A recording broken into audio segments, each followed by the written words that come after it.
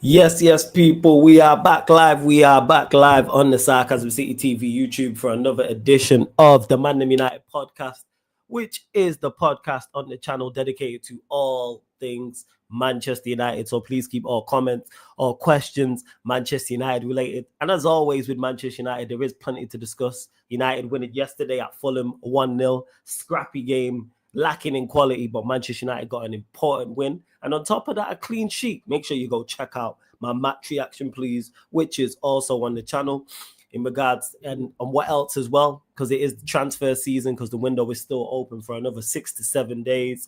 Amarim's comments on Rashford, we'll talk about that.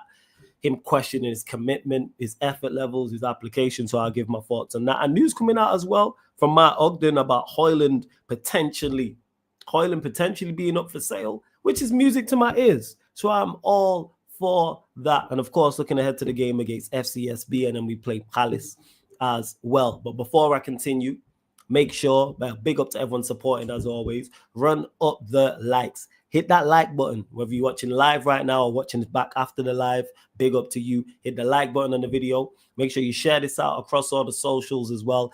That's me, Flawless, at Sarcasm City TV on all socials. You can see it on the screen, people, both on Twitter and Instagram. And just as important, make sure you subscribe to the channel, Sarcasm City TV. Make sure you hit the notification bell and follow the Sarcasm City TV playback as well. Make sure you do that, people. Make sure you do that. And big up to Warrior J, as always, because I can see he's put some of Amarim's comments in the comment section as well. So let me actually start some of these. I'll start with the Fulham game. But of course, we'll get to the Rashford news, the Højlund news, anything else that you lot ask, anything else that comes up as well. I'm sure some of the man that might will pull up shortly. But if not, this show will run regardless. You lot know the vibes, man.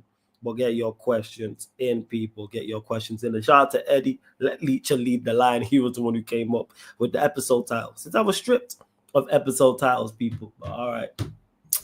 Let's see these comments from Amarim. So on the game, he says that feeling of winning and 3 points is really important for us. You cannot see a great improvement, and you cannot see a great improvement in the team, and that is a fact. But to win helps us improve. We've had some lack of luck in some games.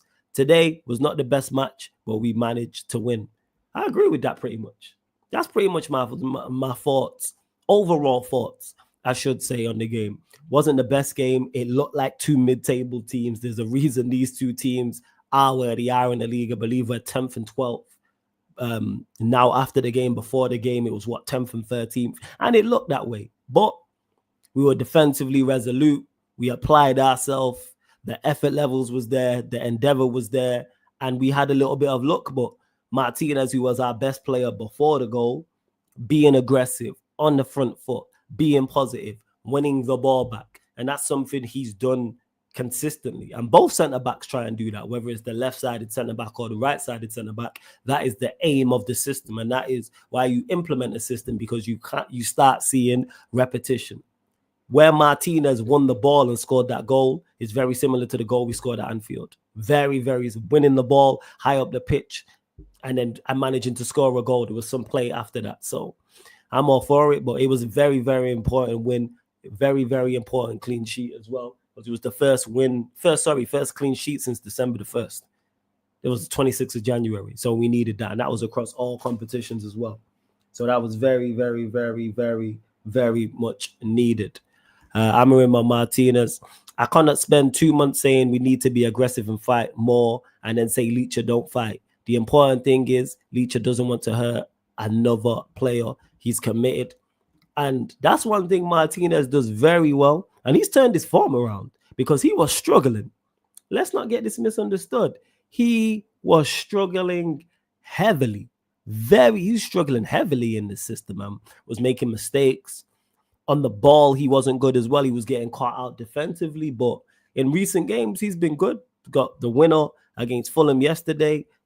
The game against Rangers, picked out the pass for Bruno Fernandes as well. The pass in the pass in the Manchester derby, the winner for Ahmad, the goal he scored against Liverpool. Like, he's been performing better, and this is all man wanted. Like, this is legit it. Oh, is there some news in regards to Alejandro Garnacho? But yeah, props to Martinez. He was the best He was the best player on the pitch. He was the best player on the pitch. He was my man of the match, in my opinion. Where is these quotes? Here we go. Big up Warrior J says, Napoli are set to resume talks with Manchester United over Alejandro Garnacho in the next few hours. United would be reluctant sellers, but not in a position to turn down a sizable offer. Chelsea have not yet shown official interest. So that's from Sky and Sky Italy. I'm trying to find the best position for him. He played a little more open, not so much inside. We need the guys 1 against 1, but I don't know what's going to happen. And you know what? This is why I mess with Amorim and why I say my manager. Because he be calling these men shit in the most nice possible way and making it aware of what these men can't do in the most nice possible way. Like, he's word to Uncle Murder, like he's disrespectful, respectfully. Hear what he said about him. I'm trying to find the best position for him. Today, he played a little more open, not so much on the inside. Basically, he's saying that he can't play in the 10. So I had to play him out wide in some space to try and get the best out of him, which we all know about Garnacho. Get him gone. Why are we haggling over any offer? Like, what's a sizable offer? That's what I don't like about these statements. What is a sizable offer? Is a sizable offer 60 million? Is it 50 million? Is it 40 million? Is it 30 million? We should sell him. If we get 20 million for him, that is a phenomenal deal. Sell him. Sell him. Expeditiously. What are we talking about here? Sell him. When Isham said, stop playing him, we don't need his value to go down. Sell him. What are we doing? I don't get it. He excels at nothing. People who I've had in the chat try to pop up and say, oh, well, Garnacho's a good player. And I always ask the same 2 questions. What does he excel at from a technical aspect? And what does he excel at from a physical aspect? What technical attributes does he have that are exceptional? What physical attributes does he have that are exceptional? I never get an answer. Or when I do get an answer, it's 1 or 2 things, and then I'm going to duck the question or talk about other players in his age range or talk about potential. That's not what I asked. Simply put, what does he do very well from a technical aspect and a physical aspect? And I've still not got an answer. And the reason why I've not got to answer people, because he's not that good. That's why 20 million for Alejandro Garnacho is phenomenal. Get rid of him now. What are we waiting on? Get rid of him. And big up to Sunshine, who's been a member of the channel for 12 months, says hit that like button and support the channel. I appreciate it. Make sure you lot subscribe to the lovely Sunshine as well. To Mel Knight, directness. What's directness? What exactly is directness? Is it direct? Is that with the ball, without the ball? Let me know. And big up to Mel Knight TV as well. Punish Sam will get to Amorim's comments on Rashford as well. People call out Ten Hag for delusional takes, but now complain when Amorim calls out their favorites fickle. Because a lot of people don't like their favorites being called out. That's what I've noticed. That's what I've noticed. Because Rashford's been called out and Garnacho's been moved on. People want to criticize the manager for these things. But if he was criticizing your favorite, the players you don't like, or dropping the players you don't like, then it's not a problem. No, it's that. No, it's that. Like, what does he like? Garnacho is not good. Rashford is not good. They've been here long enough. We've watched them play. How many seasons do you need to see them before you go, hey, you know what? These managers not that good. Come on now. What are we doing out here, man? What are we doing? Let's see what else was being said as well. But yeah, the game was his. Yep, that's it. Mel Knight. The only superlative given to Garnacho is he's direct, which means what exactly? That's exactly, I get what you're saying, Mel. Trust me. I understand that. And Amorim, let me get to the Rashford comments. Where is it? So this is Amorim on Rashford. I would put Vital, the goalkeeping coach, on the bench before a player who doesn't give the maximum. Amorim on why Rashford is still sidelined. It's always the same reason. The training, the way I see a footballer should do in life. It's every day, every detail. Here the thing is with that. It's not a surprise to hear that. Do I think it's the training in particular? No. I think 1, it's his overall ability, number 1, because he's just not that good. And number 2, we've watched Rashford not put in all the effort on the pitch in games. So to him to say that he's not in training is not a problem. And the most important thing, thirdly, because I've seen people say, oh, what's the difference between this and the Sancho deal? And I said this during the Sancho situation with Ten Hag. My major issue with Ten Hag, with that Sancho deal, is that he made it public. You don't have to make it public. You know, you made this Rashford and Amorim thing public. Rashford. Now, if Amorim would have said this and Rashford didn't say anything, I'd be here criticizing Amorim and saying you shouldn't do that. That's on Amorim. That's wrong, etc., etc. Don't make it public, because you make it public, it just makes an already bad situation even worse. Rashford was dropped from the City squad. 2 days later, came out and said, yeah, I'm paraphrasing, but was like, no, it was when I leave. So he didn't say if, when I leave, I'll always be Manchester red. I'll always be red at heart, and there'll be no bad feelings, and I won't say anything bad about the club. You could have got back in the side. You could have got back in the side, because as much as I don't rate Rashford, as bad as a player I think he is, he's better than Højlund. You telling me Rashford can't take Højlund's shirt? Højlund is the worst striker in the league. You're telling me Rashford can't? And the manager said as much. Warrior Dre hasn't put the comments up, but for those that see in the actual press conference, he said, I could use someone who changes the pace of the game. He's basically saying, I have no one of Rashford's profile. I could utilize a Marcus Rashford. That's what he's saying there. Because Rashford's fast. And the game was stretched. And he's saying, hey, all Rashford has to do is just knuckle down, put in the effort and application, and you'll get back into this team. In particular, our attack. Because our attack is woeful. It's dreadful. Outside of Ahmad and Xerxes, our forward line is terrible. You telling me you can't get in ahead of Højlund? Nonsense. You're a better centre forward than Højlund. What are we doing? What are we talking about? Without doubt. Without doubt. Let's see what else you lot are saying as well. Hey, Casper, big up, man. Big up, Flawless. Hope's all good. Yeah, man, I'm all blessed, man. I'm all blessed. No complaints. That's disrespectful to Triple H calling Hunter Hurst Højlund. For real. So the fact that Rashford can't get back in the side is crazy, and people, I've noticed it.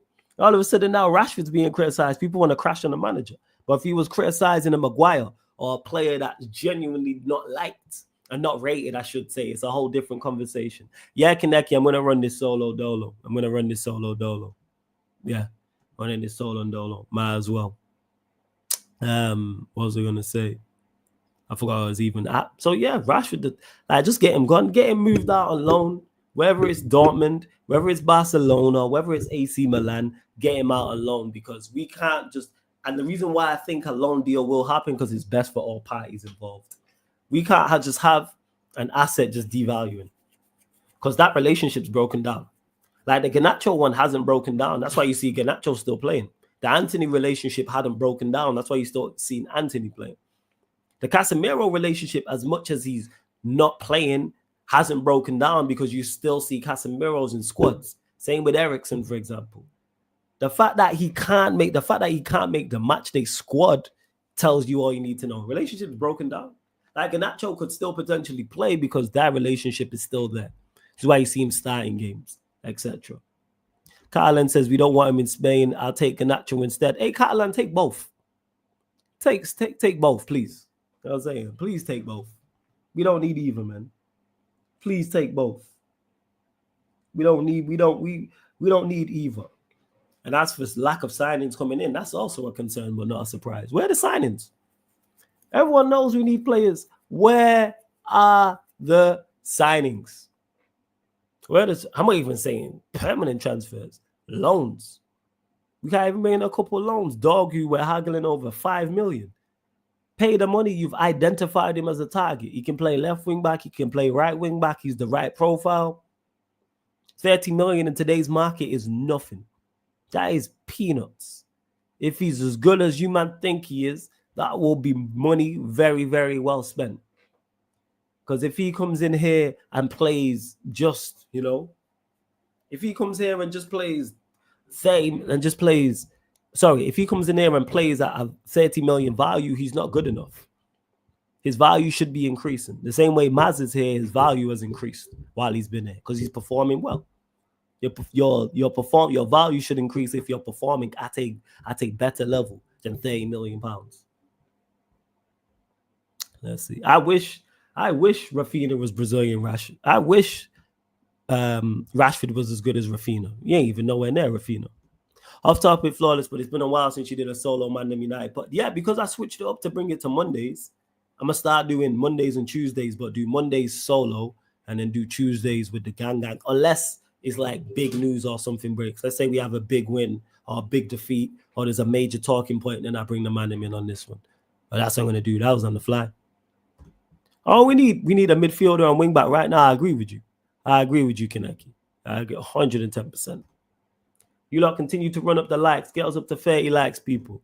Girls up to 30 likes. Hit the subscribe button as well. Hit the notification bell too. So yeah, anyone complaining about Rashford made it clear. People are like, oh, he's not backing his own players and all this nonsense.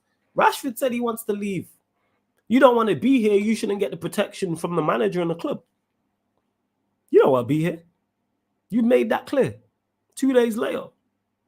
Though I think he overvalued himself in the market to an extent, yes. Doesn't mean Rashford can't get a move. I had someone say yesterday, oh, Rashford can't get a move. Rashford will get a move. That's why you see clubs interested in him. Whether it's Barca, whether it's AC, whether it's Dortmund, etc., etc. But, hey, we move.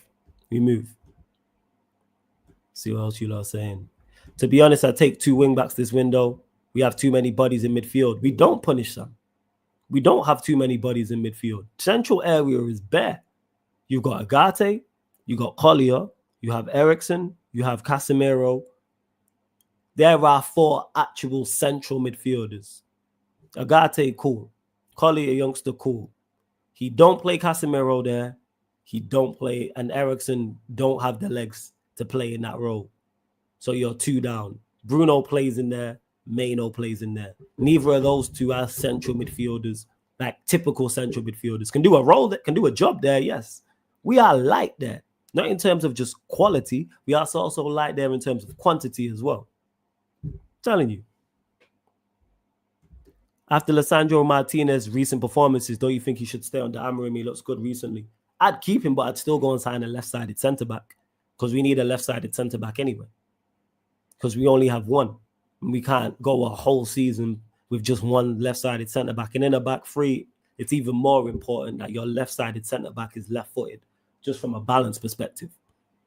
You see, look at the goal, like a right-footed centre-back doesn't score the goal yesterday. A right-footed centre-back doesn't set up Bruno. Right-footed centre-back doesn't score the goal against Liverpool. Right-footed centre-back there doesn't set up the goal in the Manchester derby.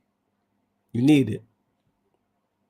Again, Punish Sammy says, if we let someone go, then yeah, I want a midfielder, but I think the wing-backs are more important. I'm not doing the important things because they're both critical areas. We need central midfielders. We can't carry on. We have two traditional central midfielders. 2. We should not, because Casemiro don't play and Eriksen don't have the legs. Bruno and Maino are not central midfielders. So therefore, we have 2 central midfielders. Not saying one is more important than the other. Address them both. That's what I'm saying. Why can't they both be addressed this window? You could easily sign a wing back and loan in a central mid and loan in another wing back and a central midfielder. We could sign 3 players this window. Not even expensive. You go get Dorgu, go loan a central midfielder and loan another wing back just to see you through. You don't even have to be an obligation to buy. Don't have to be an option to buy. None of that. Don't have to be any of that. None of that. What are we talking about? None of that. But I'm not doing the important because it's all important to me. Wingback, goalkeeper is important. Wingbacks, important. Central midfielder, important. Left-sided 10, important. Striker, important. Because for whatever reason, Amorim don't want to play Xerxes. I don't know what it is, but you don't want to give Xerxes a run. And I don't know why, because I don't think Xerxes done anything to get dropped and not get a chance. Because when he's played well under Amorim. Minus the game where he got taken off early, where he got booed. There's no game, especially since then. He's played well since then, and salute to the Manchester United away support just yesterday and just in general singing Xerxes' name. I don't get it. But that's on him. I don't understand.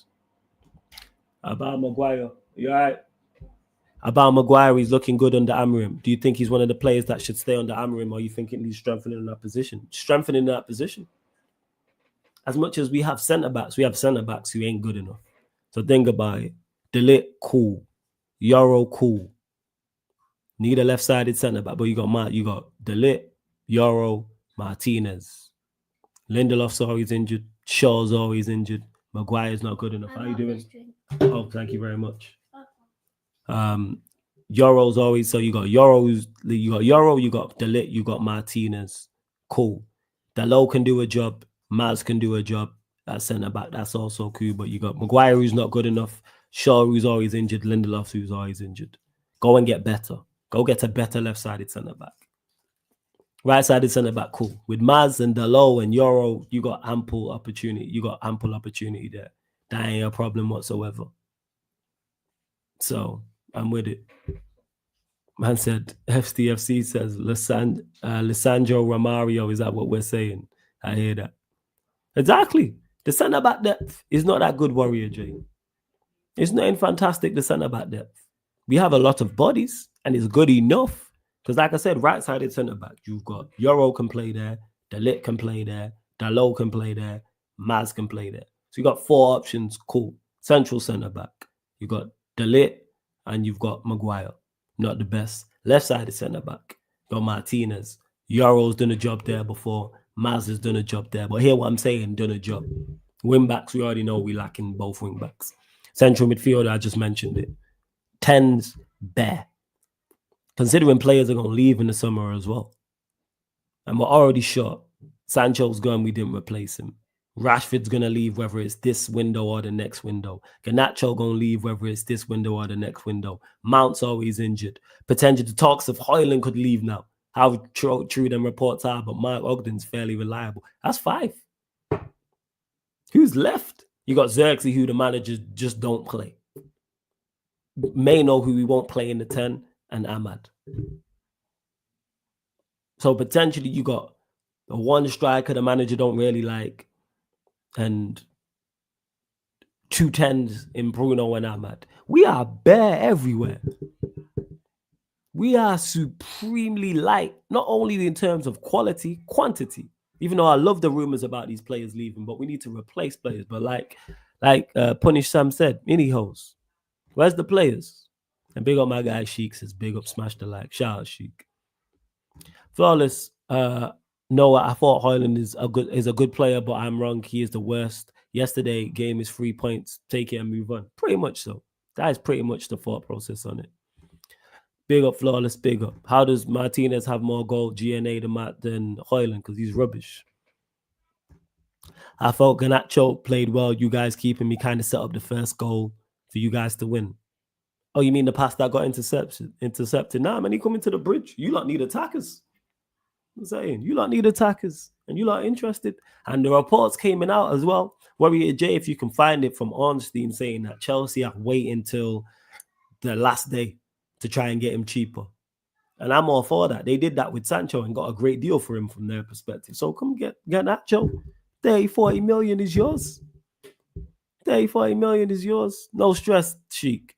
Big up, Flawless. Every time, I mean, Don C saying big up, Flawless. Big up, Don C, man. Every single time, big up. Rasta Stocks says, at this point, we are Moments FC until we get better. Rasta Stocks, we ain't even Moments FC. We don't even have moments. We rarely have moments. Even Moments FC. How would you feel if Garnacho stays? Personally, I'd want him gone. Pissed if he stays. Because why are we keeping him? What is the benefit? The manager himself said, where's the quote? Did I even start it? But the manager himself said he didn't play on the inside, so I had to push him outside to get, so he can play in space pretty much. Like, get him gone. And it's good money we're getting for him. It's good money. 40, 50 million we talking. For Alejandro Garnacho, sell him. Sell him now. What are we doing? Sell him. Would you go strong or would you rotate, since mathematically I think you qualify? Personally, us rotating is us going strong, in my opinion. Because our better players are on the bench. The likes of Casemiro, who could play. Collier, who could play. Mano who could play, Bayindir who could play, Xerxes who could play, Ericsson who could play. They are better players to me. That lineup that Amarin put out against Fulham was horrible. It's a terrible lineup. It was a terrible lineup. Front three, two of your front threes, Garnacho and Højlund. And then you got Bruno behind that, and then you got two defensive fullbacks. I think Nacho stays until summer. Hopefully not, man. Hopefully Rashford goes Arsenal, Nacho goes Chelsea. That's what I need. And big up to Houdini as well. Where do I think United's finishing at the end of the season? I'm not even thought that far ahead. I'm taking it game by game. It's literally match day by match day. I can't look at any short-term, medium-term, or long-term plans with Manchester United. I can't. I'm literally looking at it game by game basis. That's where I'm at. That's where I'm at. So I'm not even looking ahead to where we can finish in the league, Manchester United going on a run, what we can do in the FA Cup, what we can do in the Europa League. Nah, we play in FCSB next. That's the focus. That's it. I'm with you. To Misheri, who says, do you think Kobe will go in the 10? Because I think his best position personally. I agree with you. I think it's his best position too. But the manager don't want to play him there for whatever reason. I don't know why. We've seen it with the disallowed goal with him and Mano, him and Ahmad linking up. Try it. I keep talking about this. Experiment. See what works. See what doesn't work. Don't see how come you ain't bought anyone because our ownership is incompetent and not fit for purpose. I said we wouldn't sign anybody. I said this. You don't go back, watch the show, the ManDem United we did on Tuesday. I said we wouldn't sign anybody, and I stand by that. I don't think we're signing anyone. Hey, Stephanie G, big up, big up. I hope Peter G is good as well. I hate you flawless. Is that what you do to current youth players, Garnacho? Yeah, I do that to any player who I don't think is good enough for the team, youth player or not. Rashford, a youth player, not good enough. Garnacho, a youth player, not good enough. Get him gone. If you're good enough, I want you here. If you're not good enough, I don't want you here. That's it. Not gonna lie, some of the man them need to hold smoke for having faith in any host. I don't think they need to hold smoke for it because I want them to be right. So it's not a holding smoke thing. It's not a holding smoke thing because I want to be wrong. I want us to sign Dorgu and somebody else and somebody else. Do I see that happening? Probably not. Unlikely in my opinion, but we move. To be honest, I'm not really on any Oscars day into a mess, but in the summer I'm expecting a big change. First. Here's what it is. PS, I'm guessing you're talking about Ineos and the signings. Is it that? I could be wrong. Let me know. It's okay to back your team, but you have to be honest when things are going horribly wrong. And that's where I'm at. You not see me on Back Again or see me on other shows when people try and criticize the team, the manager, or the players, and I think it's unfair. I will say something back. If I think the criticism is over the top or I think the criticism is just plain wrong. If the criticism is right, I shut up. This is why you see me and Monts going back and forth and back again last week about Euro. When he tried to blame Euro for the Brighton goal. We weren't at fault. Euro got cooked by Sulemana in the Southampton game. No qualms with that. Made a mistake for the game against Forest when Chris Wood dunked on him. Didn't hear me say anything. I'll criticize where I think is fair and where I see fit, but I'm not hearing over-the-top criticism. Mohammed says, I thought you and me are good friends. Sell him to Napoli. Not us. We don't need him. We got bigger problem than Garnacho. Man, think, good friends. Nah, man. Get him to the Chelsea, man. You lot good friends and you lot sold us Mount. Forget all that. We're big on my guy, Mohammed. Now, just talking about how shit Garnacho and Rashford are. Doesn't matter if they're from the academy or not. If you're not good enough, then you got to leave. None of this sentimental BS. PS, I hear you. None of this sentimental BS. It's time. Not good enough. Get him gone. And with that, with Garnacho, Rashford, and most of this team. Take out the new signings, Ahmad and Mano. I'm selling everybody. In the ideal world, I'm selling everybody and just starting it again. Because there's a big reason why a lot of these players are a major reason as to why we are where we are. So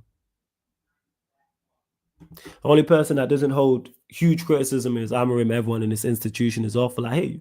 And even him, I criticize, but I understand the mess you walked into. You can still do better. But I like he's done many more good things than bad.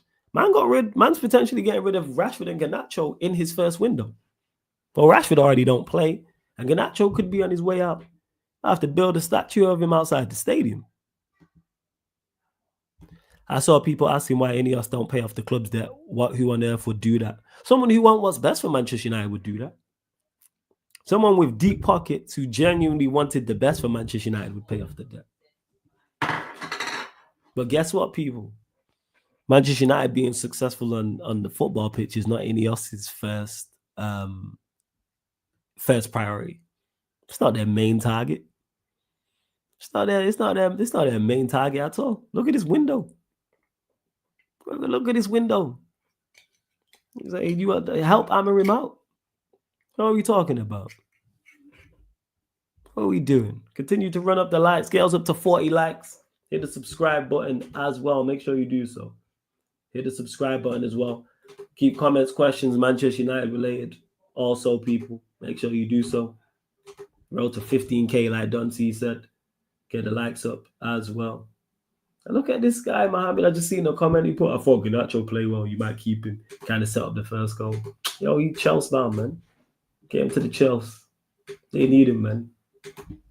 Something different off the bench. Just saying. Mid-season, Amorim came in and they gave him nothing crooks. Hey, Sam, you said it. Because if the Glazers did that, what would we say? If the Glazers gave him nothing, what would we say? If the Glazers gave him nothing, what would we talk about? What would be the conversation? If the squad looks how it looks, and it was just Glazer ownership, what would we say? So where are the players? We were talking about we broke. All right, let's say hypothetically we are broke and we don't have much money to spend. Be resourceful. Not everyone's City and is spending big money. How much was Marlon to Villa? How much was Marlon? We shouldn't take owners any season seriously until we see players actually sold. Otherwise, what's the point of new owners? Thing is, we've seen players own. The problem is, Zaid, and I hear your overall point, is the fact that we've got too many players to sell all in one window. We can't sell 20 players in one window. That is unrealistic. However, it's bit by bit by bit. I think we had a good summer in regards to players we got rid of. Now we need to continue in January. We need to continue this month, and we need to continue next month. And we're doing that. It's just that there's more players that to get rid of. You can't get rid of Onana, Lindelof, Shaw, Maguire, Malacia, Dalot, Casemiro, Eriksen, Bruno, Højlund, Mount, Garnacho, Rashford. I forget any. How many players I just named? We're not at 11 plus more. I didn't count, but how many players did I just name? And there's people I'm forgetting. If I pull up the United squad, how many players could I name? How many? And there'll be more because there's probably players I forgot. Unrealistic. You're not getting rid of all of them, but I do understand the overall point. We just need to carry on. And Rashford and Garnacho are a great continuation of getting rid of the likes of McTominay and players that we got rid of in the summer. This is it. Literally naming half the squad. You're not getting rid of half the squad. Man said the whole squad. Exactly, Bun and G's. My point. But it's a great start. It's how much I don't rate these, man. But I understand that is a genuine process. That is a genuine process. Let's see what else. Big up Paul, who says Flawless, I liked Nkunku before he signed for Chelsea. Comparing him ability-wise is that not just ridiculous? Comparing him who ability-wise? So Marlon was what? 25, 50 mil. So Villa can do deals. That ain't expensive. 50 million euros is like, what? 9 million pounds? 25 million euros is what? 16, 17, 18 million pounds? Nothing. I mean, I don't have 18 million pounds. All right. Yeah, 19 M's. So the point I'm making is you can be resourceful and get deals done. That's what I'm saying. But in cheese, Ineos haven't got the money to pay the Glazers debt, LOL. This is why I didn't want them in the first place. Why I want owners? Why I don't want owners who don't have money to pay off debts and invest in the squad heavily. What are we talking about? Flawless. This isn't the time to hype any of our players. Who's hyping the players? Who's being hyped? Unless you're far behind. Who's being hyped?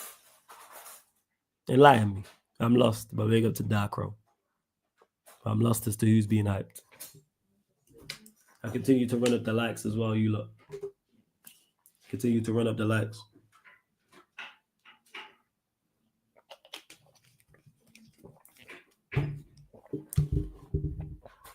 See what else you lot are saying. Continue to get your questions in as well.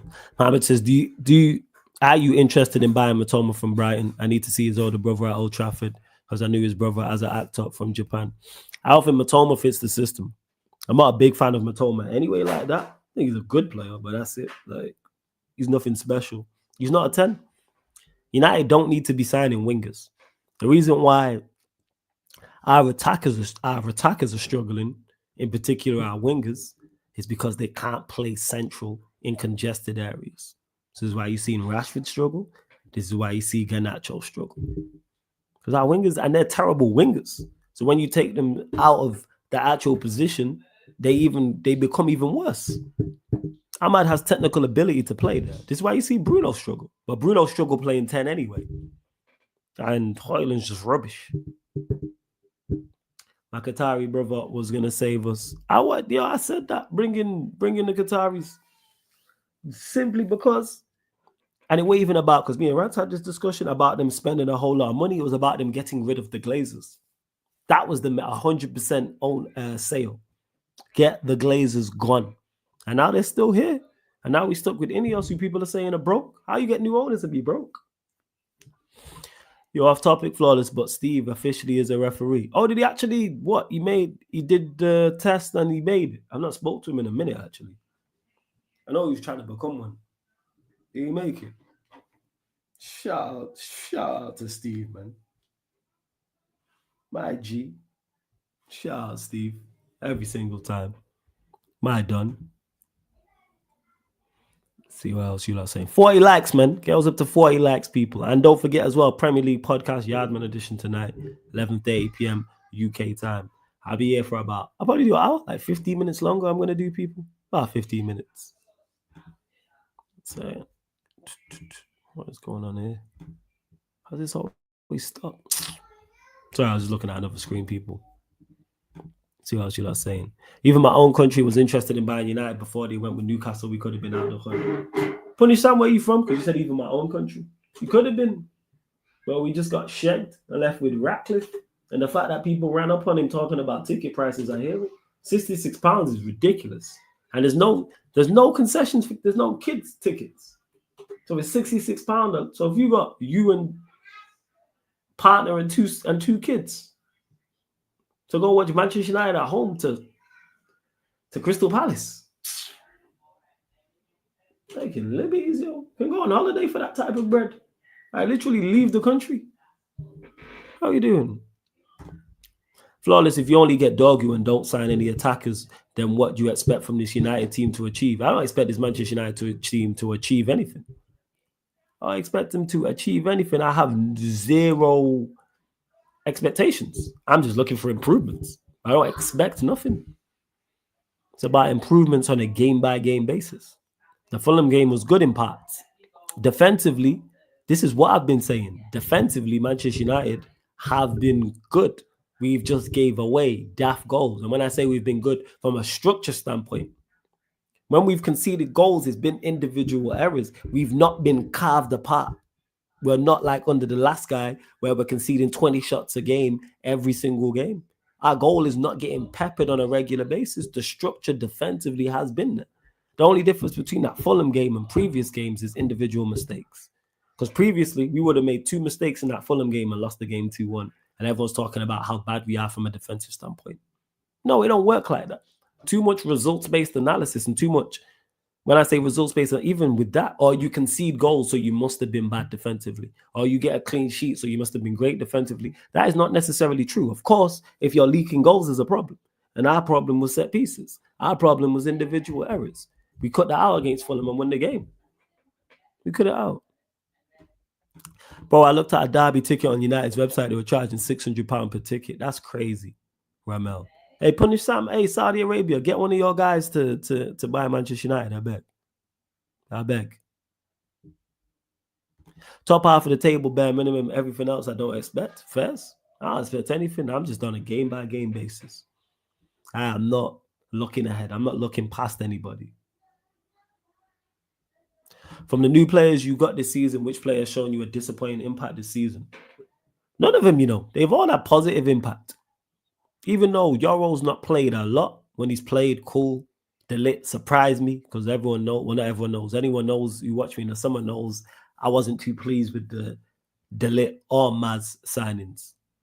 And guess what? They both surprised me. Not that I thought it was bad. I thought it was just okay. And they've done better than okay. Maz, super efficient.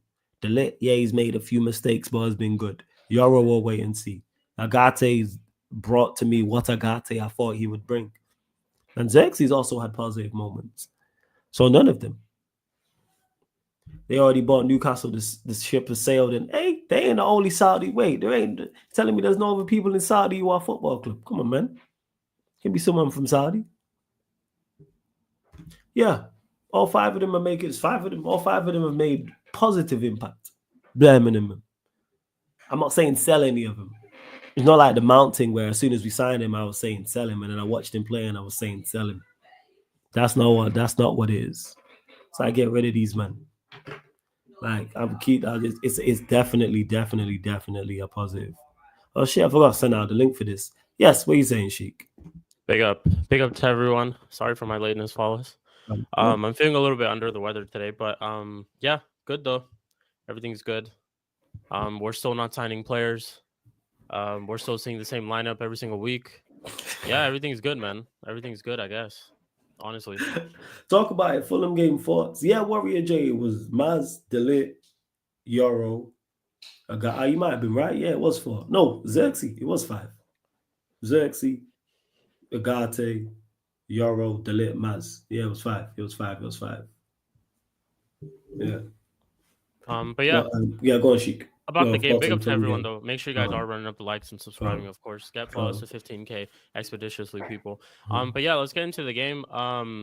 Terrible performance. Let's just keep it straight. I mean, it led to a deflected goal from Lisandro Martinez for us to get the winner. I thought defensively we did well, even though Fulham were as bad as us, in my opinion. Spamming crosses, not really getting too many shots on. I think they had more shots than us because I think the Lisandro Martinez was our first shot on target the whole game and our only shot on target the whole game. But I'm at this point, low key, I'm at this point where I'm just tired of complaining about the same guys and I'm looking more at the manager. I think it's time for us to look at the manager because you are continuing to select these players and then you're wondering why things are going wrong, or you're wondering why we're not getting results. Like at this point, we've been saying this. It's about getting results. It's about you trying to win over a lot of things. Like there's a lot of doubts still about Amram, considering the fact that he stepped in, he's had a lot of time with these players, and you're still selecting them.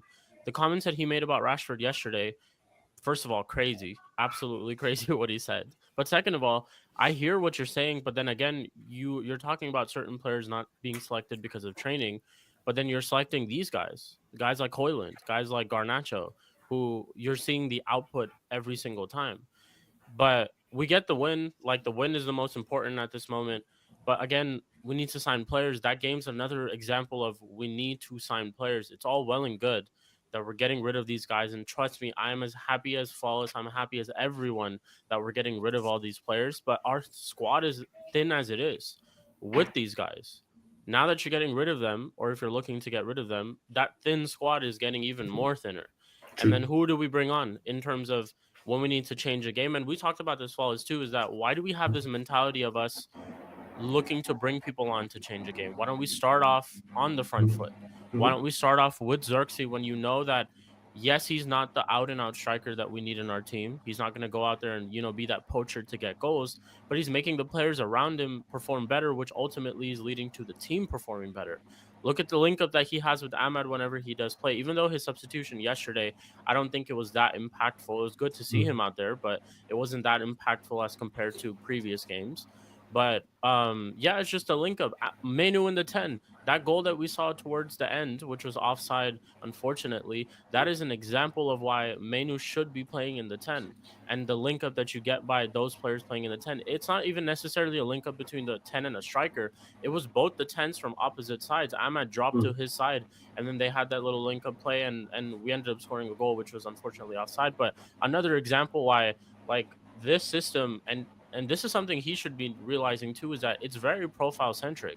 Like, you have to be playing the right profiles in those certain positions.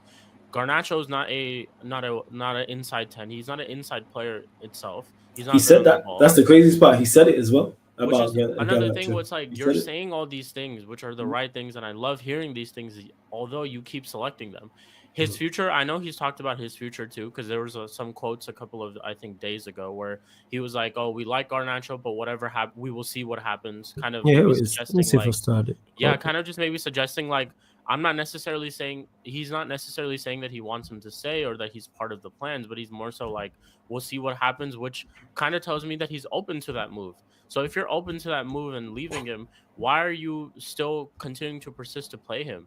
There's 2 games in a row that you've started him now, and 2 games in a row where he didn't have a good performance. Yes. He did nothing in that game, and I can speak about that with all our attackers. We had our first shot on target, which wasn't by an attacker, by the way. It was by one of our defenders. And we kept saying this too, Flawless, that Lisandro Martinez was our best player, Yeah, best we defender, best jumped around striker, about that. everything. But simply why? Because he was the one trying. He was the one trying in the game. He was the one trying to break the lines. He was the one trying to play the over-the-top balls to try to have Ahmed through on goal, to try to have Rasmus through on goal, all of those type of things. He really felt like that one trying. And that's another big complaint that I have specifically towards the players is that, trust each other. I've seen oftentimes on the pitch where there's a moment where you can try to break the lines and then maybe a little dribble here and there, and that makes you go past a couple of players and creates a chance for an opportunity, but we don't want to play that pass. And it's funny because when I saw Eriksson start in the Europa League, he was doing those type of things, and he was trying to break those lines and just take those risks. Really, worst things worse, it goes wrong. We hoof the ball anyways. I'm used to seeing the hoof ball so many times. Trust me. Worst things worse, it goes wrong. But it's that initiative. When we play so much sideways, like sideways passes all the time, that's why we're not able to create or play out most of the times, because we don't take those risks. And I'm not saying take those risks every single situation. You'll know what I'm talking about when you see those certain situations on the pitch and in movement. And Ruben Amorim was screaming it during the game as well. Move. He was telling the Yeah, you players, heard. "Yo, We could hear move. him. Like, You could move hear him. out of your." There's a time where I mentioned this too, where Ahmad was dropping deep quite a lot. Both our 10s actually were dropping deep quite a lot, which allowed our wingbacks to be inverted at times. You'd see Mazraoui in the middle trying to pick up the ball and trying to link up here and there at times. But what does that tell me is that if someone's dropping into space there, we need to have someone to go cover it. So if Ahmad's dropping deep and he's trying to play a ball to maybe Garnacho on the other side or trying to find a midfielder, Bruno and Ugarte at times were just parallel to him. And then that's where I found that issue, because Bruno, you're a 10 and you like to be playing in the 10 and the manager plays you in a 10. You go cover that space. As much as I don't like Bruno Fernandes in this team, that's a simple task. You go cover that space so that if there's a pass available there, that's an option. When you stand right next to him parallel, there's no option. Then it's a hospital pass, because then you're going to play the ball to them to their feet. They're going to get pressed by their midfielders. We lose the ball. It ends up being an attack for them. And that happened a lot yesterday. I saw it in a couple of moments where that happened. And that it's just that, like, after all these months of training and after all of these things, we're still kind of not getting the system right. And I kind of blame that on the players, to be honest, more than the manager. However, the manager gets the blame in terms of the fact that if you know that these guys are not, equipping with the system well, why keep selecting them? Why? It just makes no sense. And you're making this worse for you, if anything. In terms of what people are going to say. So that's my only criticism of the manager, to be specific. I have no other criticism. I have no problem with the system. I will say this again and again. I like what he's trying to do. However, he's not helping himself by picking these players week in, week out. Now we go to FCSB. I can expect a rotation, because this is what is kind of like leading to it, where he rotated in the Europa League game right before that.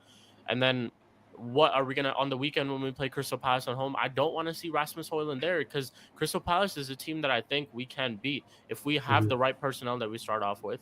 I think we can beat them. We can score a goal, or we can take the lead going into the second half. I genuinely think that. But if you go ahead and start Rasmus Højlund and Garnacho, it's going to be the same thing. 0-0 probably till the halftime. Then your game plan is going to be bring on Xerxes, bring on Mainu, bring on some defensive changes, hope that we get the lead, and then just defend the lead from there, which I don't like.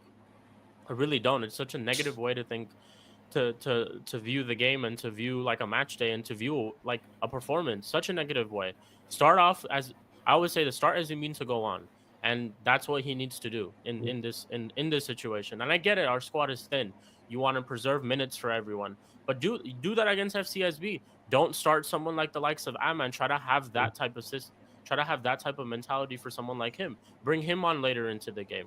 And that's just one specific example, but I could say that for a lot of our players.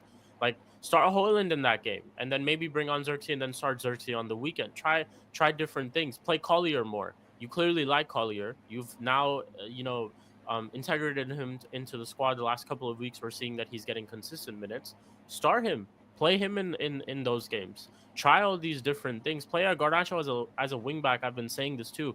Don't continue to play him in that front three, because you see the output that we get. Try him in a wing back and see what output you get out of him there, because you've played Ahmad in the wing back before. So that's a forward 10 that you have played in a wing back position before, who I thought actually did well. So try a couple of those different things, and that's really it. Is that I can't, sit here and come every show on the weekend. Pause, first of all. I can't be coming on the show every single weekend just complaining about these players time and time again when it's the manager who continues to select them, because I know what I'm getting with these players. Every single time I know what I'm getting with these players. Garnacho has the ball. I can literally just tell you how it's going to run out whenever he has the ball on the pitch. Either he goes to the byline, or he cuts in and takes a shot. Souvenir for the crowd. Højlund's always just struggling to try to get away from his defender, or to wrestle his defender. The first touch is terrible. We've seen that yesterday. This is just what you get from selecting these players. But you come out and talk about, and not saying that I disagreed with what he said about Rashford. I think what he said about Rashford, again, is purely frustration of him being asked this question time and time again. Like, I hate how Fabrizio tweets all the time, oh, Rashford is not in the squad, like it's some sort of breaking news. It's not any type of breaking news. We know what's happening, and we know what he's trying to do. But you coming out and saying that, oh, I could have selected a goalkeeper coach to play in the squad if I thought he was deemed fit, rather than certain players who aren't training well. Why are you selecting all these other guys then? You're taking one specific example for Rashford, but then we're seeing Rasmus and Garnacho on the pitch who are kind of performing similar to when Rashford was on the pitch. But you defend them, and you defend them not by coming out and saying that you defend them, but you defend them by your actions, which means that you continue to select them. So that's my only criticism of the manager so far, is that I don't like the lineups that he plays. There's been a couple of times where I've not liked the lineups that he's played, and then we have the result that we have, or we have the performance that we have, because that's how we start off with. If Fulham had scored a goal in that first half, or if they scored even a goal early into that second half, God knows where we go from there. Who knows? Whether we lose, he probably would have lost. It probably would have been a 1-0 to them. Probably would have lost. Yeah, it was a 1-goal game. It was a 1-goal. Genuinely, we probably would have lost. But that's the thing again, is that one thing like this, easily just like that, we can lose a result, and just based off of you not getting your lineup right. And I'm not saying like him starting Xerxes is guaranteed for us to win, or guaranteed for us to get a result, or get a draw, or get a win. But I know it's guaranteed for us to have a better performance than what we see from those two guys when they start. That's one thing I'm guaranteed for sure.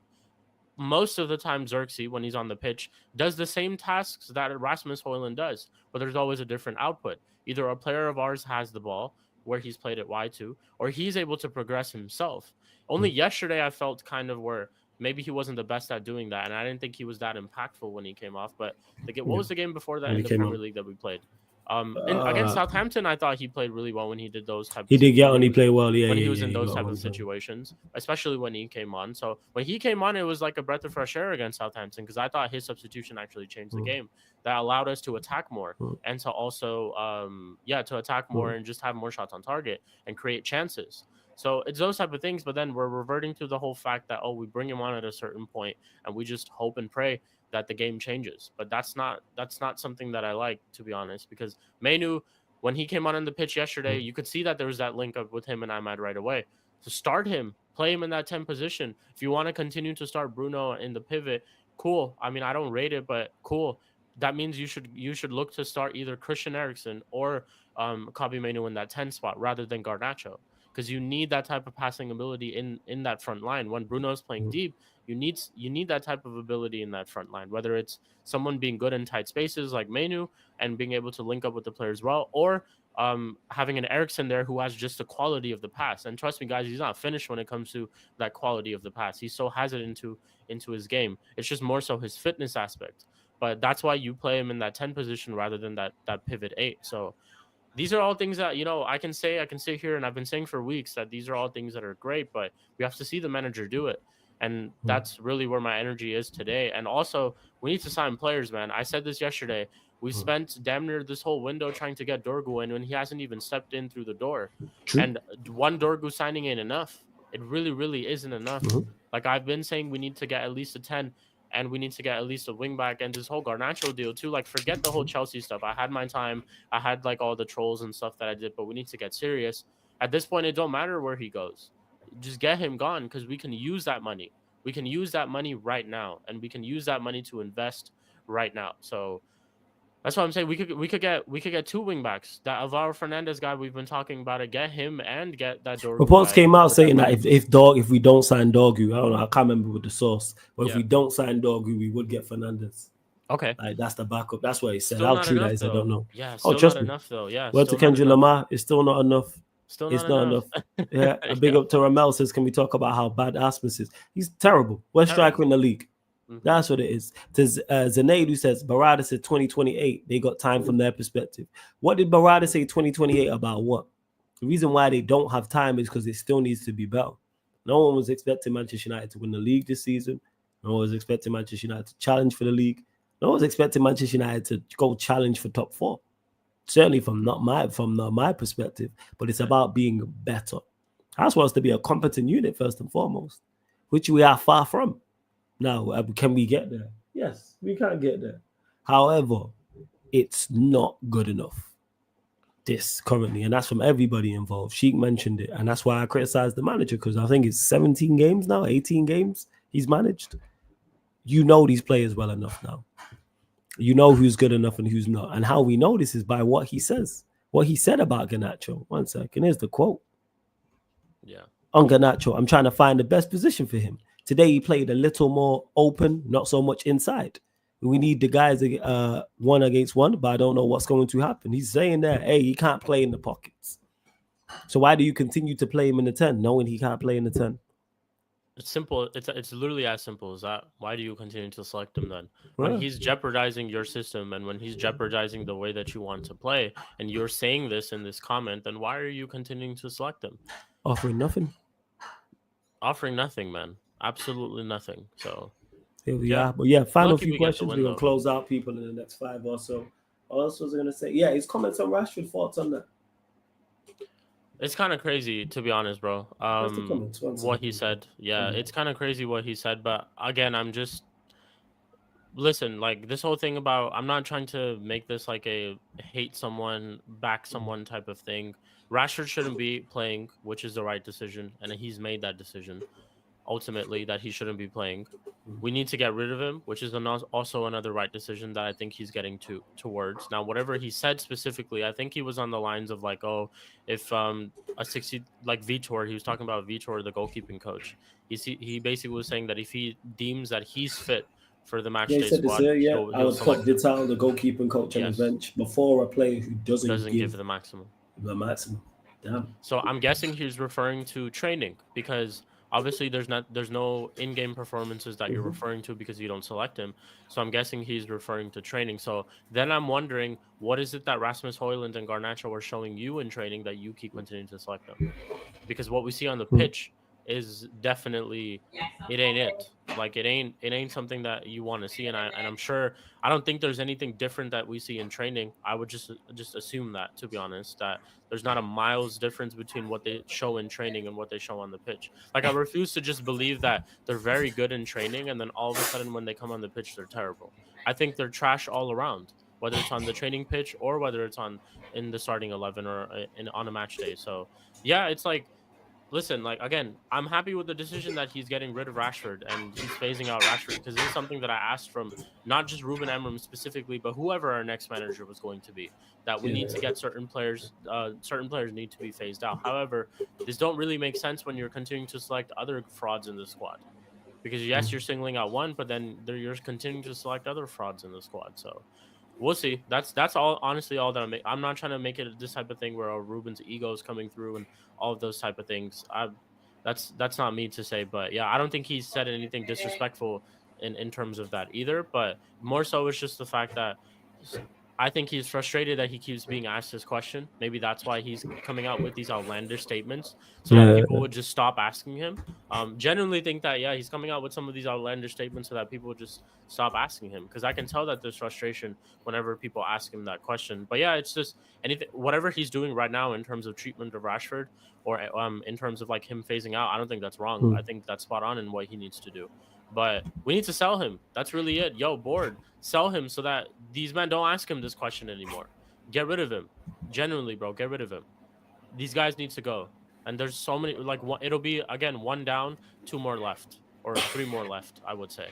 And we move. That's really it. 1 down, 15 more to go, man. Well, 1 down, 15. Yeah, 15 more to go.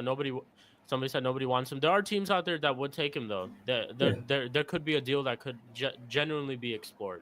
100%. This team's interested in him. You know about this. It's just the problem. The problem is the wages. Yeah, the wages. Dortmund. It's just a wage thing. You know this. Reported by Ornstein, reported by Fabrizio. This is reported. I'm saying with the Dortmund thing, it's just a money situation. And for the people who are siding with Rashford in terms of this statement, this is the same Rashford who told you that he wanted a new challenge, by the way. So this is not him basically begging to be back into this team, or basically him saying, oh, I'm being unfairly treated, or I'm giving everything to the club and all those type of things. This is a guy who, the moment he got dropped from the squad after a match day, came out in the news, 2 days later, actually, came out in the news where he said, I'm looking for a new challenge. He said it himself. He said it himself. So why are you defending this player if you are genuinely defending him? Because this is the guy who said that he doesn't want to be here himself. If you don't want to be here, fair enough, you can leave. I don't want any player who doesn't want to be here, genuinely. And that could be for even someone like Amad Diallo. As much as I love him currently in the team, tomorrow if he comes out and says, I don't want to be here, cool, you can leave. I don't want players who don't want to be here. Simple as that. So, and that's really it. The guy said it himself that he wants to go, so he can go. He can walk. And to bun and cheese, this is a whole different conversation. Interest doesn't mean they're willing to pay him and he isn't willing to take a pay cut for any old club. That's a whole different conversation. But there's teams who are interested. So that defeats the purpose. They might not have made an offer, but they're talking to him. So there's interest. So to say nobody wants him is plain wrong, because there wouldn't be conversation if they didn't want him. They're intrigued by it. Now, is there obstacles? Of course. But Rashford's not going to be here forever. So someone going to take him. People do this all the time with Manchester United players. Hear this about Inter. I heard the same about McTominay. Now he's in Italy. Heard the same about Fred. Now he's in Turkey. Consistently hear the same things over and over again. Heard the same about Anthony. Now he's in Spain. Exactly. Like, players can be moved on. Is the wages an obstacle? Absolutely, the wages are an obstacle. But that's something that the player and Manchester United and whoever the club is need to negotiate. And reports came out today saying he's willing to take a pay cut. How true that is, I don't know. But just even if I'd just loan him out, and if we have to pay 80% of his wages, I'd do it. Just do it. I'd do it. That was a good deal. I would do it. Because it's better than him sat here just devaluing. Get him on the pitch playing where we can potentially increase his value. Big up to Matthew, says 27 for the first 2025. 6 days left, no signings. Any holes, you pricks. Start spending money. Damn. Yeah, Hey, we'll Matthew. speak on it. We'll speak on it on the 3rd of February when the transfer window is over. Once it Is hits it third? Yeah, is it third? I It think it is the closes. 3rd. Yeah. Well, he's saying six days left, so yeah, 28, 29, 30. Yeah, so the third, fourth. Yeah, it should be the 3rd or Why don't they 2nd or just 3rd, buy something his like that. contract? I don't think they want to buy his contract. I believe they can get some form of money for him, don't see. Yeah. But like I said, if we let's say we loan into Dortmund and we have to pay 80% of his wages, I'm just throwing that out there. Cool. I have no Did we issue do with that that. for Sancho? We paid his wages, I'm pretty sure. We When he paid, was on I loan. think, the Yeah. vast majority of his wages, and Sancho was on big money. Was he on 250? Yeah, 250. I know something like that. Rashford's on more, but same thing. So I think 80% is crazy. LOL. Only time will tell though if he's still here. We know why. 80% is crazy, but do you have a better solution? Mhm. There's no better solution. We have to pay 80%. Actually, It's like- let me scratch that before you go. I'm not saying Yeah. I'm saying I would personally pay 80% because it's better. I'd rather pay 80% and its value potentially increase rather than pay 100% and its value decreases. Yeah. His value is decreasing at this minute. The only way we can potentially increase his value is by getting him on the football pitch. So get him out there. Rashford's situation definitely needs to be handled soon, but I wonder who's going to step up and take him at this point. I don't want him to be here past the window because the questions will continue. I'm not happy with him being here once the window's gone, but I know he's on his way out, so I'm with it. So we got this teams who are interested in him. We have to get him gone, even if we have to pay him off. Pay him off. I agree he needs to be leave, but what more can the club do to get him sold? Pay the money. That's what we can do. Yes. Pay his wages. If we're loaning him out, whatever, we are the B side of the negotiation. We are not operating from a position of power. Whatever offer we are offered, we have to take. Like Sancho with Chelsea. We had no choice but to take that Sancho deal because we dilly-dallied and took so long to move Sancho on, and it was the last day of the transfer window, and you don't want to keep an unhappy player here. So that's what it is. Simple. Who's pay him over 50? Who said pay him over 50 million? Who said pay him over 50? Who said pay him over 50 just until million? the end of the season, bro. Yeah, it's just until the end if we're of the paying season. 100% of his wages anyway. So if we pay him 80%, so be it. 50 million, that's his contract over 6 months. Is it 50 million? Can't be. That's absolutely ridiculous. I don't think any player we can't gets just throw like figures that. out. How is it 50 million over 6 months? You don't make 50 million in 6 months. What are we talking about? I think so like his contract is something like 300 over 300k. But I remember a while ago someone mentioned No, I didn't say pay his whole contract. No, I'm talking about paying majority 80%. I'm saying pay the majority of his wages for this loan. You asked me the question. You said, what more can we do to get him sold? Pay the majority of his wages to said loan club. Yeah. That's how. Because we're paying his wages anyway. So we might as if we get 20% off of his wages and move him on where we could potentially sell it. Like I said, it's all about getting his value to increase. He needs game time. Whether it's in England, it's in Spain, it's in Italy, it's in Germany, wherever. No, don't pay his whole contract. It's really, it's up to Ineos too, because like Ruben's told them what he thinks about this whole situation. He doesn't like Rashford. He doesn't like him. Simple as that. He doesn't want him to be around the team. So now it's on to Ineos. Ineos, you have to now try to gain some sort of value out of this, like Flawless was saying. It's your job now. Like, get him gone in this January transfer window on a loan. Forget the money aspect, because again, I love how we become financial analysts all of a sudden when it comes to, things like this. It's simple.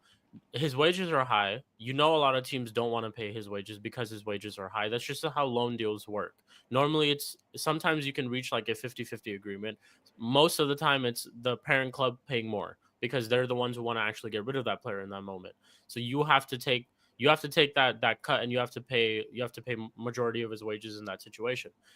In this situation, it's the same thing.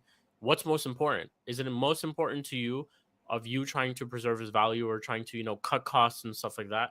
Or is it more important to you to look at the future where, yes, you're going to pay his wages right now, 80% of it, whatever the percentage is, but then that could potentially lead to him having good performances where he goes, which could eventually lead to his value being up when you try to sell him in the summer. I'm not no financial guy, but I can literally tell you that this is probably how it goes. And that's really it. Get him gone right now. He said it himself. He wants to be there for England when the World Cup is around. He wants to earn his spot back in England. You ain't gonna earn your spot back by just sitting on the bench at Manchester United. One thing for sure. So you need to also try to explore and move somewhere else. The club needs to try to also see that and be like, okay, this is an opportunity for, even though we might take a hit in having to pay some of his wages, but ultimately we can get his value up if he ends up playing well. If he doesn't end up playing well, he's going to get sold anyways, because that's the whole narrative that we're going to right now, is that he's going to get sold to people, whether it's right now, whether it's in the summer. All of this stuff that we're seeing just indicates that his time at the club is coming to an end, and it's pretty much over. So that's really it. Get him gone, get his value up. You can sell him in the summer. How much ever money we get for him, I'm not going to complain about it. Whether it's 30, 40, don't care. It's a profit at the end of the day because he came through our academy. It's money that we can use because we need to get new players anyway. So that's how I'm looking at it. But get him gone, get his value up, and clearly he's not part of the plan. So there's no point for you to keep him here. Generally. And you made a valid point. Because it's World Cup year, players are going to angle for moves if they're not getting game time. So he'll force his hand more because he wants to play to get back in the England squad, because he wants to be at the World Cup in 2026. And to Matthew says, I need a sarcasm CTV as a goal. I need a hostile takeover for 24 hours. Yeah, that's because I did the bet with Leon and Rhino and Nero. Who else? Eddie was a part of it, where they're going to do a transfer deadline show from like 10 p.m. till 11:30 p.m. if we sign one player. I said we're not signing anyone, so we'll see. And so far, I'm right. Hello. What's up? Maggie. Yeah. Yeah. Dorgu, the only signing. I like this. I don't know, people. I really, really don't know, man. Yeah, and that's it. So getting moved on. You know what I'm saying? Like, it needs to go. Hey, Bun and Cheese, we got so many players to get rid of. Exactly, so many. Like, so but I'm in agreement. I'm in agreement with that. You lot, make sure you subscribe to Sheik TV. Links in the title. Subscribe to Sheik's channel, Sheik TV. Make sure you do so as well. You just need a left back, wing back that inverts. Jenko can do that and bring the vibe to get your team up the table. It's a win. It's a win. Hey, you need someone with European heritage in your side, you know, who knows what it takes to win and lead a line in Europe. Unlike Henry, you know what I'm saying? So we got the guy for you. You feel me? You has more European medals than your entire club. Just saying. Real. Let's see what else you love. But like, I think that's pretty much it. We've covered it. But get him gone. Get Garnacho gone. But also reports came out saying that, I don't know if you've seen it, stating that Chelsea are going to wait till late in the window for Garnacho to try and get him at a cheaper deal. Similar to what they did with Sancho. Makes sense. And hey, I'm all for it. If we get 20 million, if we get 10 million for Garnacho, I am over the moon. Bro, seriously. 100%. The numbers that they're putting out there, like, definitely, I don't think anyone in the world agrees with those valuations. Like, nobody. Apart from Chelsea and United. Yeah, exactly. But the fact that, one, I'm obviously not saying anything, but the fact that they're so in negotiations thinking that his price value could come down and they're going to wait until the final day just shows me that they really want him. They really want him as a player. So some sort of a agreement will, or I hope so, they'll come to some sort of agreement. That's what I'm just thinking, because they clearly want him. We clearly are looking to sell him, and that he's surplus of requirements or whatever. So some agreement should be reached, but that's the thing. What agreement? I would take 30 M's, 40 M's, no question asked, genuinely. Like 30 M's as a whole package I would take, including add-ons too. Genuinely I would. But yeah, we'll see. We'll see what happens to that. And the same thing about the Rashford thing too. Like, he could leave. It could be a deadline day thing for him as well. Like, because the Sancho one, I remember the Sancho one was just out of nowhere. Was really out of nowhere too. We just heard that, like, Chelsea are in talks with him, and then the deal just got agreed. And we moved swift when it came to that as well. So it could be one of those things where we might have maybe a new suitor, a new buyer by the end of a transfer deadline day. Might have a new buyer for Garnacho. It could be those type of things. We all know how all this type of stuff goes. Deadline days are crazy. That's one thing for sure. So yeah, we'll see. But again, it's more so good that you're getting rid of players, but we need more signings, man. I think that's more important too. Like, we need to get more. If you're getting rid of so many of these guys, we need to definitely bring at least two players in this January transfer window, at least. Jimmy says, what about 20 million plus 30% brilliant deal? Deal of the century. Yes. Perfect. Phenomenal. Because if Chelsea are stupid enough to buy him for 20 million, that means a club after them Pop said it best yesterday on the Beige and Red show, man. Every pot has a cover. Shout out You know what I'm saying? Yeah. Every single pot has as much as me, Sheik, everyone else, you lot in the chat will talk about how bad players are. There's a club out there that go, yeah, I think I can get something from him. Makes no sense to me, but bad players get bought and sold every single window. The fact that they're interested in who would have thought if I would have said this last month, oh yeah, Chelsea are interested in Garnacho, you know what I'd know, been like, yeah, whatever. Yeah, I would have said on the 27th, if I would have said on 27th of December, yeah, Chelsea gonna come in for Garnacho, not a chance. They want him. There's genuine interest. Same way Rashford, there's genuine interest. Facts. Look at Havertz. Look at Mason. Every pot has a cover. And that's just what it is. It's crazy. Like, it is what it is. And you know what? F the top Reds. I don't care what they want. F them. They don't run the club. I don't care what they want. Yeah, what? They wanted to keep McTominay. Some of them wanted to keep Ten Hag. Some of them would have been okay with Gareth Southgate as their manager. Yeah, some of them want Southgate. Don't care. So it's like they can want what they want. They'll run the club. I think we should have accepted that Napoli. But I agree with you. Yeah. Should have told them. We should have accepted it right there. And we should have said, hey, we will personally escort him to Naples ourselves. That's what we should have said. Well, definitely. We'll see, man. We'll see what happens. Definitely. Like, I'm giving them the benefit of the doubt. We all know me and Flawless specifically on this show are critical of Ineos. Like, I don't trust them at all, to be honest, bro. I still think I hope to be proven wrong. I genuinely do hope to be proven wrong because I've seen this movie play out so many times where we spend a whole window trying to get one player in.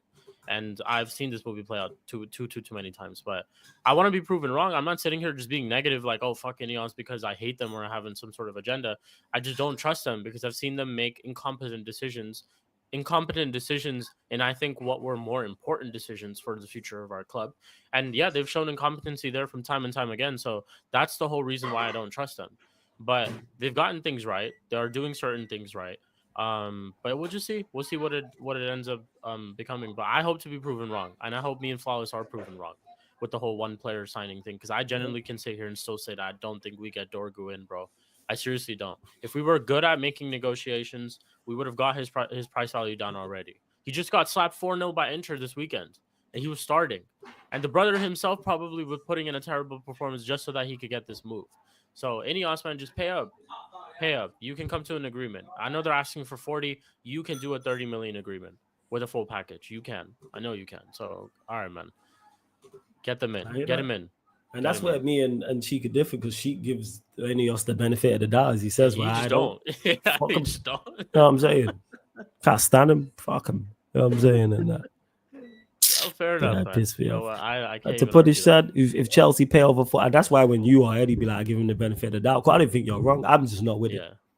If Chelsea pay over 40 million for Nacho, we pull the bigger rubber. If they just buy Garnacho, it could be 5 million with a 5% sell-on clause. And to punish Salah says, if we're a serious team, we would have got him at the beginning. No, you can eat it. It's okay. Do you want some pesto pasta for your dinner? No, I'm gonna eat something else. All right. See, this kid cares. You know what I'm saying? So nice. If we were a serious team, we would have got him at the beginning of the window. Exactly. But you know what? We're not, Sam. A serious team. We are not a serious outfit. We're not. No. And it starts. Nobody always says it. Hey, a fish rots from the head down. That's the ownership. It starts with them, and it just trickles down to the players. That's why it's just a complete Flawless. You got to cut them some slack. No, they did a deal with my ops. No, that's absolutely not. They did a deal to help the Glazers stay, which business is cool. But you did a deal with the ops. They've said about how bad we are and how far away we are. You know who overseen all that? The Glazers. Nah, I ain't giving them no slack. Do better. Did you see that clip yesterday where a couple of fans ran up on Ratcliffe talking about 66? Are they doing things like that? Yeah, £66 for a ticket. You know, and there's nothing for concession, and I don't think there's anything for like olders as well, like OAPs. Yeah, ridiculous. So you paying 10-year-old, for example, you got a son's 12 and 10, and then you're taking your partner. You can go on holiday for that. Bro, seriously. You go Amsterdam for that and have extra over. But yet you got to go watch Manchester United on a cold, you know what I'm saying? Cold Tuesday night versus Palace with Garnacho and Højlund and Bruno on the pitch. Piss off, man. Yeah, piss off. He's a man, flawless. He gets it. Local lad. Who? Ratcliffe. I think he's talking about Ratcliffe. Ratcliffe. Yeah, you know, he's also a man, can get in as a local lad. Me. He's a man, but a couple of years ago, I remember that he was a Chelsea fan. He had a season ticket or some shit like that. Man with a Chelsea season. Man. If you look find out I had a Chelsea season ticket, you don't want to let me live that down. Yeah. Oh, but it's all right for the owner. You know what I'm saying? Because he wants what's best for the football club. Best for the football club because he's a boyhood Manchester United fan and all those type of things. Don't people realize is that these type of words is what will get you? And we're not fooled by these things anymore. This whole Mank born and bred, the whole he gets it more because he's a fan of the club and all of those type of things. Rubbish, man. Absolutely rubbish. They say all these things just so that you can have some sort of emotional reaction to it because that's how they get you. Through emotions. You have to sometimes read through the lines. You have to sometimes read through what they're actually saying, people. So, yeah, that's really it. And think about all the things that he's told us. Best in class. He wanted to bring over the best in class, right? Yeah, he sacked someone who he considered best in class after 6 months. So, what did you two make of the summer window? I liked it, Bun and Cheese. As much as I'm critical of Ineos when they do good things, I say they've done good things. The window we had, I liked incomings and outgoings personally. What are you saying, Sheik? I was critical of it, not going to lie. I gave it a 5 out of 10, mainly based off of the fact that I didn't think certain positions that needed to be addressed were addressed, but I thought the window was good. I didn't think any of the business that we did was bad, but in terms of the positions that we brought in, I thought it was a 5 out of 10 in my opinion, to be honest. Like, I like the price tags for all these players that we signed. De Ligt and Mazraoui steal from Bayern Munich, and look at how they're both playing for us right now, too.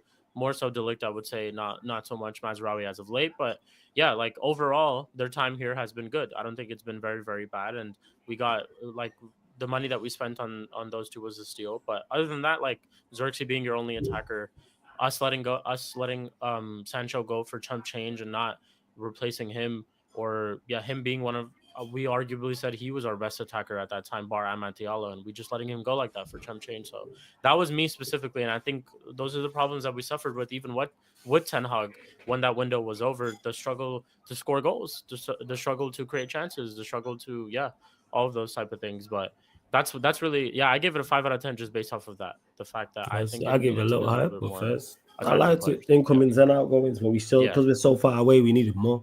That was where the problem lies. But hey, Sheik, let them know what you got coming up within us, all the questions. Let them know what you got coming up, where they can find you, all that good stuff. Sheik TV, links in the title, people. Yes, people. Sheik TV on the road to 700. Not so close, but on the road to 700. So please, if you could subscribe, I really, really would appreciate that. We're supposed to do Mud Brothers today, but I've had a little bit of a change of the schedule. So we will be running that tomorrow at 8 p.m. UK time. Everyone will be there. That's one of the reasons also why we couldn't run it today is because a lot of the guys aren't around. But everyone will be there. CP, The Fraud, Prime, Chelsea fans, Arsenal fans, Eli and Don C will be making his debut on the show for the first time tomorrow.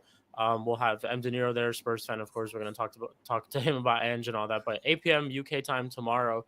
Later today, I will be on Hassam's channel at 8 p.m. UK today for A-listers, where you'll see me, Lewis, Igal, Vader, Jacob. We're all just going to be, I'm pretty sure we're going to be crashing it on Chelsea. So, show up on that 8 p.m. UK time, A-listers on Hassam's channel. And I was supposed to drop a pre-recorded match reaction yesterday, but I got busy with stuff. So you'll see that today for sure.